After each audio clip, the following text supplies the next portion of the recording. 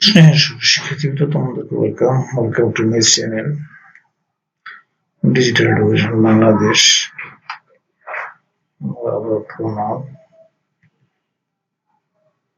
প্রণাম কাকে বলে, কত প্রকার কি কি? প্রণাম কাকে বলে, কত প্রকার কি কি? পার্ট অফ স্পিচ এ প্রধানত 8 প্রকার পদ ব্যবহৃত হয়, যেমন noun, pronoun, adjective, verb, adverb, preposition, conjunction, interjection. Part of স্পিচের অন্যতম পদ হলো প্রোনাউন। প্রোনাউন নিয়ে বিস্তারিত বিবরণ নিচে দেওয়া হলো। প্রোনাউন কাকে বলে? নাউনের পরিবর্তে যেসব ওয়ার্ড ব্যবহৃত হয় সেগুলোকে প্রোনাউন বলে। যেমন Robin is a student, he is a good boy. এখানে রবিন একটি নাউন এবং হি হচ্ছে এখানে প্রোনাউন।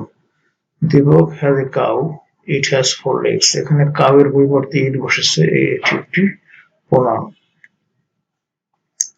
প্রোনাউনের শ্রেণীবিভাগ। প্রোনাউনকে সাধারণত বা প্রধানত 7টি শ্রেণীতে ভাগ করা যায়, যথা হলো personal pronoun, demonstrative pronoun, reflexive pronoun, relative pronoun, interrogative pronoun, indefinite pronoun আর ডিস্ট্রিবিউটিভ প্রোনাউন।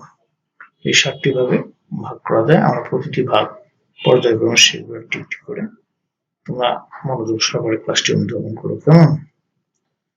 তো এখন পার্সোনাল প্রোনাউন কাকে বলে? যেসব প্রোনাউন ব্যক্তিগতভাবে ব্যবহৃত হয়, যেমন কোনো নাউনের পরিবর্তে বসে না, সেই সব প্রোনাউনকে পার্সোনাল প্রোনাউন বলে। যেমন আই হ্যাভ এ ডগ, এখানে আই কোনো নাউনের পরিবর্তে বসে না। ইউ হ্যাভ এ আমব্রেলা, এখানে ইউ কোনো নাউনের পরিবর্তে বসে না। আর ডেমনস্ট্রেটিভ প্রোনাউন কাকে বলে? যেসব প্রোনাউন দ্বারা কোনো ব্যক্তি বা বস্তুকে নির্দেশ করে সেই সব প্রোনাউনকে ডেমনস্ট্রেটিভ প্রোনাউন বলে।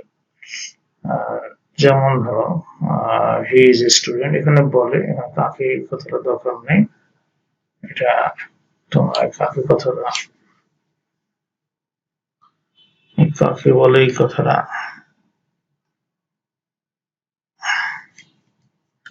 এই ডেমনস্ট্রেটিভ প্রোনাউন কাকে বলে? যেসব প্রোনাউন দ্বারা কোনো ব্যক্তি বা বস্তুকে নির্দেশ করে সেই সব প্রোনাউনকে ডেমনস্ট্রেটিভ প্রোনাউন বলে। যেমন হি ইজ এ স্টুডেন্ট, এখানে হি বলতে একজন ছাত্রকে নির্দেশ করা হচ্ছে, আর she is a girl, she বলতে একজন ছাত্রীকে নির্দেশ করা হচ্ছে। ইট ইজ এ পিকচার, ইট বলতে একটি ছবিকে নির্দেশ করা হয়েছে।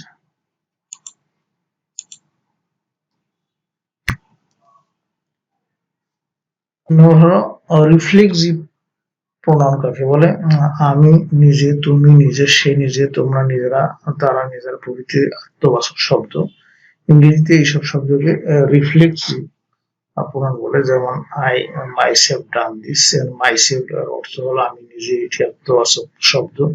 He himself said that, himself এর অর্থ হলো সে নিজে, একটি আত্মবাচক শব্দ।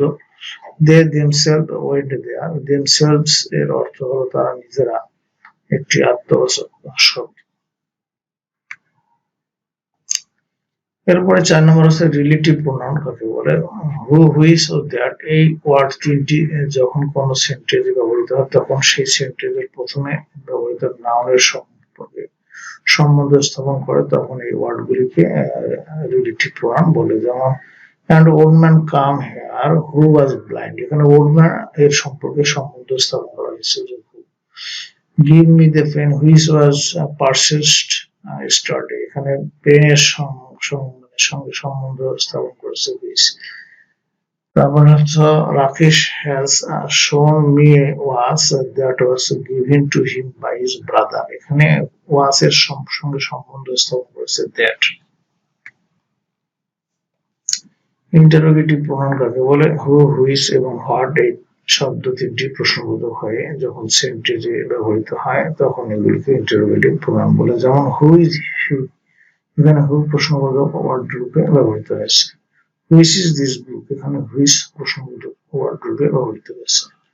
হোয়াট ডিড হি ডু, এখানে হোয়াট প্রশ্নবোধক ওয়ার্ড হিসেবে ব্যবহৃত হয়েছে।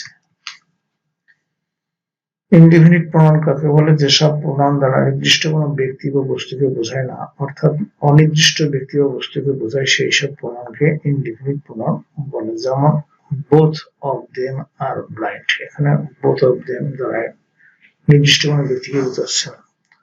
one of you will come to me, এখানে one of you দ্বারা নির্দিষ্ট কোনো ব্যক্তিকে বোঝাচ্ছে না। some of them are good players, এখানে some of them দ্বারা নির্দিষ্ট কোনো ব্যক্তিকে বোঝাচ্ছে না। আর ডিস্ট্রিবিউটিভ প্রোনাউন কাকে বলে? কোনো এক জাতি বা এক দলের বা এক শ্রেণীর অন্তর্গত প্রত্যেক ব্যক্তি ও বস্তুকে নির্দেশ করতে যেসব প্রোনাউন ব্যবহৃত হয় সেগুলিকে ডিস্ট্রিবিউটিভ প্রোনাউন বলে। যেমন each of the clock is good, এখানে প্রত্যেক ক্লককে নির্দেশ করতে ইজ ব্যবহৃত হয়েছে। Neither of the umbrellas is good, এখানে প্রত্যেক আমব্রেলাকে নির্দেশ করতে নেইদার ব্যবহৃত হয়েছে। Each of the players will be present, এখানে প্রত্যেক প্লেয়ারকে নির্দেশ করতে ইজ ব্যবহৃত হয়েছে।